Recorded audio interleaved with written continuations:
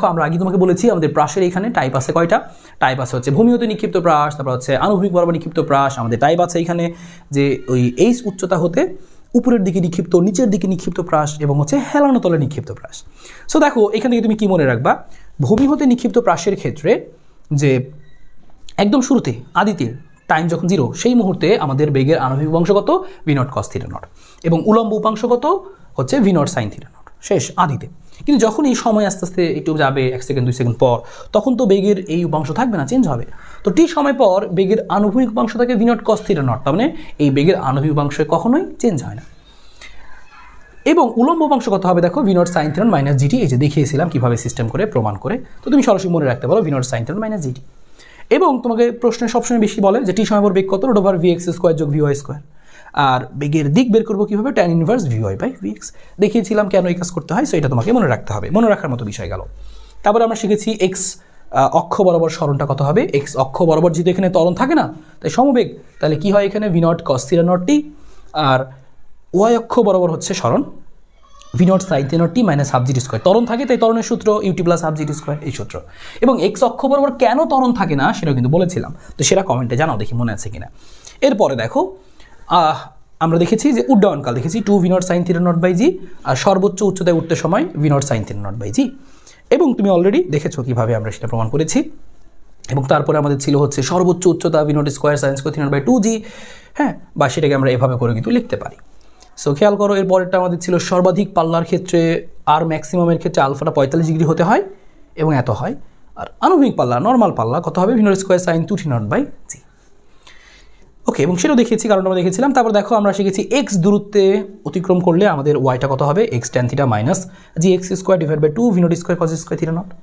এবং এই প্রাসের গতিপথ কীরকম, প্যারাবোলা, সেটা আমরা এখানে বলেছি কেন কীভাবে প্রমাণ করবো সেটাও দেখিয়েছি।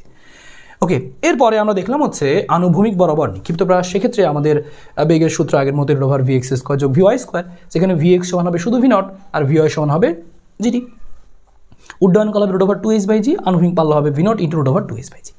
এবং কারণগুলো আমরা এখানে ব্যাখ্যা করেছি। সেখানে এক্স অক্ষ বরাবর ত্বরণ থাকে না। সেম একইভাবে দেখো আমাদের ওয়াই অক্ষ বরাবর আমরা দেখেছিলাম যে এইচ উচ্চতা হতে উপরের দিকে নিক্ষেপের ক্ষেত্রে আমরা দেখেছিলাম যে আমাদের এখানে মাটিতে পড়তে কত সময় লাগবে, যে কোনো সময় পর উলম্ব সরণ বের করতে বললে কী করবো, আনুভূমিক সরণ কী করবো, এই যে আনুভূমিক সরণ তো আগের মতোই যে এক্স ইকুয়াল টু কী লিখবা যে v t v naught cos theta naught t, শেষ, ওটাই আর কি। আর এইচ ম্যাক্স দেখেছো, আর মাটি হতে টোটাল উচ্চতা কত বললে কী করবো সেটাও দেখেছো। এবং একইভাবে দেখেছো যদি থিটা কোণে নিচের দিকে নিক্ষেপ করে তাহলে আমাদের মাটিতে পড়তে কত সময় লাগবে, টি সময় পর বেগ কত হবে, সেই জিনিসগুলো বের করতে বলে। আর লাস্টলি আমরা এখান থেকে দেখলাম যে আমাদের যদি একরকম হেলানো তল থাকে, হেলানো তলে যে হচ্ছে তার বেগটা কত হবে root over V x square যোগ ভি ওয়াই স্কোয়ার, হ্যাঁ, সেই ভি এক্সটা কত ভি ওয়াইটা কত। এবং দেখো আমরা দেখলাম যে এই হেলানো তলে যদি আমরা বস্তুটাকে হচ্ছে নিক্ষেপ করি আবারও তির্যকভাবে, তাহলে আমাদের এই উড্ডয়নকালটা বিচরণকালটা কত হবে, শুধু লাস্টে দেখো জি কজ আলফা আসছে, জি এর সাথে জি খালি কজ আলফা হয়েছে। এবং এইচ ম্যাক্সটা কত হবে 2 জি কজ আলফা, আমরা এখানে সেম একইভাবে প্রমাণ করলাম। এবং একইভাবে দেখো আমরা দেখেছি যে যদি আমাদেরকে বলে আর বের করতে বলে, সো আর এর বিশাল আমরা এই লাইনটি মনে রাখবো, কারণ এটাকে যদি আমরা টি বসিয়ে দিই তাহলে দেখা যাবে আরও বড় একটা ইকুয়েশন আসে, সেটা তুমি মনে রাখো। সো এইখান থেকে দেখো আমরা সবগুলো টাইপ দেখে ফেলেছি আমাদের এইখান থেকে প্রাস থেকে। সো যদি তুমি এই সবগুলো টাইপ একটু বাসায় প্র্যাকটিস করে ফেলো, প্রাস থেকে তোমার সবগুলো টাইপ কাভার হয়ে যাবে। আমরা কিন্তু আমাদের ওয়ান শট ব্যাচে দেখতেই পাচ্ছ যে কীভাবে আমরা কিন্তু ডিটেলসে গুছিয়ে পড়াচ্ছি প্রত্যেকটা। আমরা কিন্তু শুধুমাত্র সূত্রগুলো বলে দিয়ে না, এই তোমাদের একটু আগে দেখালাম যে একদম ডিটেলসে ভেঙে ভেঙে প্রত্যেকটা জিনিস বুঝিয়ে বুঝিয়ে করাচ্ছে। এবং শুধু তাই না, এখন আমরা দেখব এইখান থেকে অল ইন ওয়ান, অর্থাৎ এই সবগুলো টাইপ থেকে আমাদের যা যা প্রশ্ন আসতে পারে। দেখো এখানে 15টা প্রশ্ন আছে, এই 15টা প্রশ্ন তুমি যদি এখান থেকে সলভ করো তাহলে তোমাকে এখান থেকে প্রাস থেকে আর কোনো টেনশন করতে হবে না, যে কোনো প্রশ্ন আসলে তুমি পারবা। প্রাস থেকে যে কোনো প্রশ্ন আসলে তুমি পারবা, প্রাস থেকে যত প্রশ্ন আসতে পারে একটা একটা করে আমরা রেখেছি। দেখো এখানে মোট 15টা প্রশ্ন আছে, এই 15টা প্রশ্নগুলো তুমি সব ধরনের রেসিপি সলভ করতে পারবা। আর তোমাকে যে বেসিকগুলো দিয়ে দিলাম এটা দিয়ে তোমার আর কোনো টেনশনই করতে হবে না।